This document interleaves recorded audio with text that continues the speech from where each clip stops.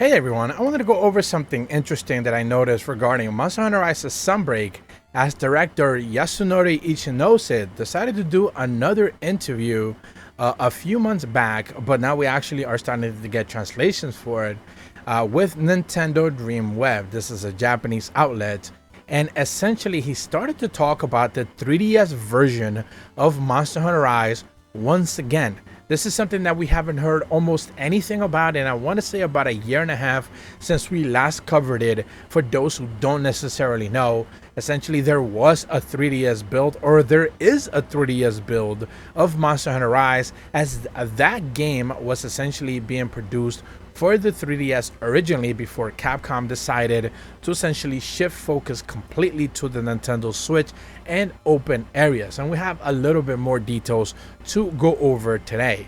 A huge shout out to Nintendo Everything for the official translation.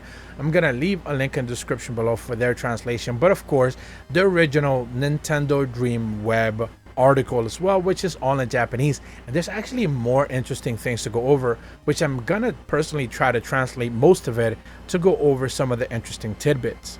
But for now, we're just gonna focus on 4 basic questions where he discussed the 3DS build of this game.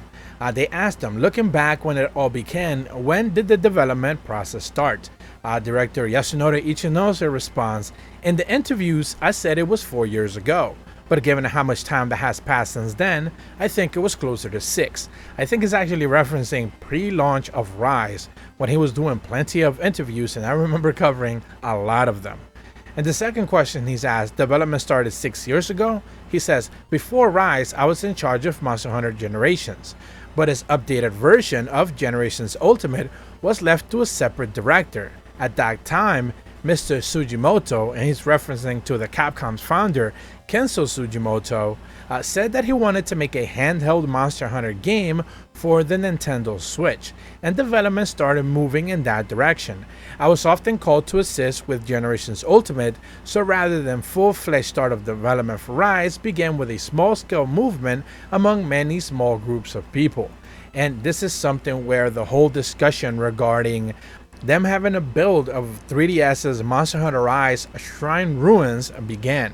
In one of those aforementioned interviews, they essentially mentioned that they had built out the Shrine Ruins for the 3DS version of that game, and they had it working with some of the monsters already available.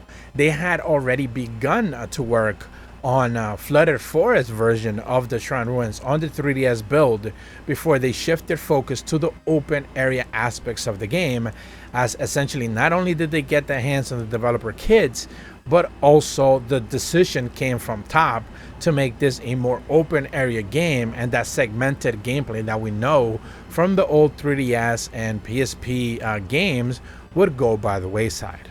In the next question they asked, was it always a plan to bring it to the Switch? Ichinose said, we had no development hardware at the time, but that was the arrangement that we had with Nintendo.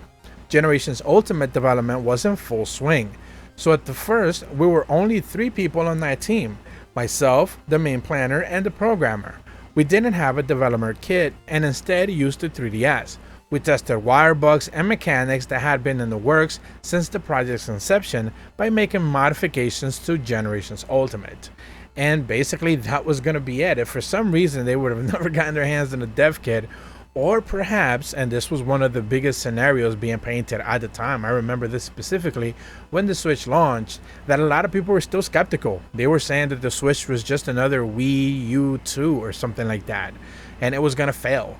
So imagine that system failing, not necessarily doing as well as it would have out of the gate, and then all of a sudden Capcom's scrambling, trying to release a game for a system that's out there basically ready to fail. Something that they kind of had already seen with Monster Hunter 3 Ultimate on the Wii U, where yes, it was a fantastic game, but it didn't necessarily sell very well. I think it's one of the poorest selling Monster Hunter games ever because of that reason. It was in a dying console already. The last question that they discuss is, you mentioned that the development period was 6 years. Have any of the recent happenings around the world impacted development? He responds, the fiscal year after the game's development was influenced a lot by COVID, which is when the game went on sale. The company was unable to work for about 2 months, and we urgently needed to experiment in what we could do from home. We had meetings, recordings, and video chats in that sense, and we work what we did changed considerably.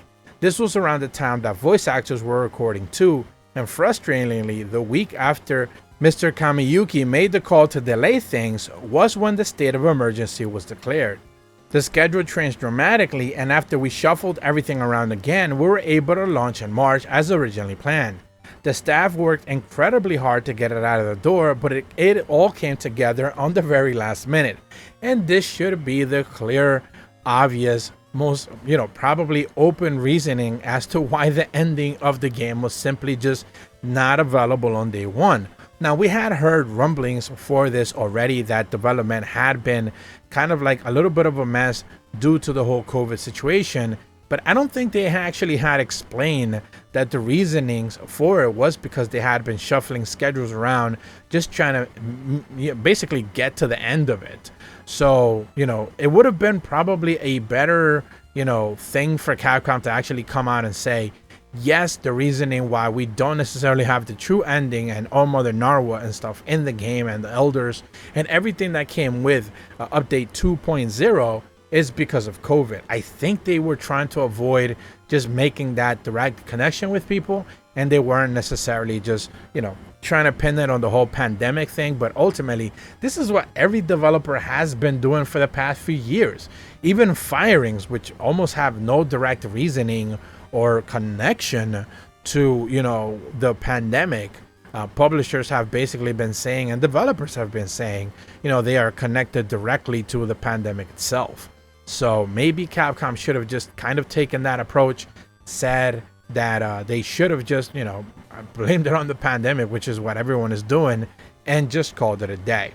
So at the end of the day, I found it fascinating that they decided to touch upon once again on the 3DS version of the game. We hadn't heard anything about this for quite a while, and I do still find it interesting that, there is that build available out there for the Shrine Ruins on the 3DS version of the game. It would be interesting at a future event or something along those lines.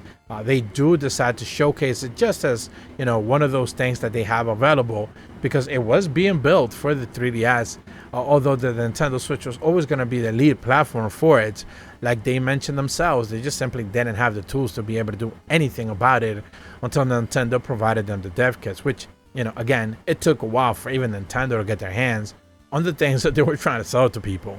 But that's about all the information that I have for you guys today. Once again, huge shout out to Nintendo Everything for the translation. I'm going to leave a link in the description below for their article, and of course, the original Nintendo Dream web article as well. If you're brand new to my channel, be sure to leave a like and subscribe. Hit the bell to receive notifications when the videos go up, and as always, thank you so much for watching. See ya.